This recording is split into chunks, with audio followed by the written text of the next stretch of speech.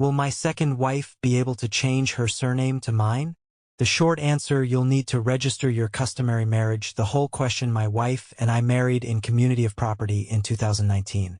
We agreed to be in a polygamous marriage, and that I could take a second wife. I already paid lobola for my second wife. What processes do we need to follow in order for her to change her surname to mine once we're married? The long answer: all polygamous marriages must be in agreement with the Recognition of Customary Marriages Act of 1998. What that means practically is that you, as the husband in an already existing customary marriage, must draft a new marriage contract which must be approved by a court before you can marry another wife.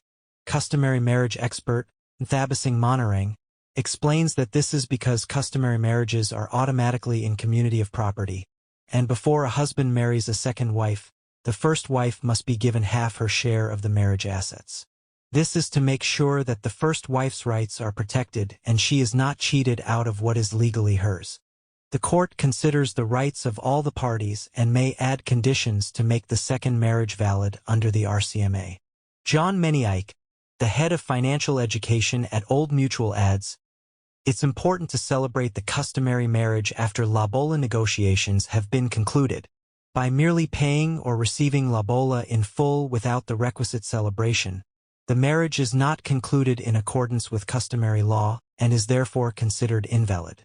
That's why it's important to know the relationship between lobola and a legal marriage."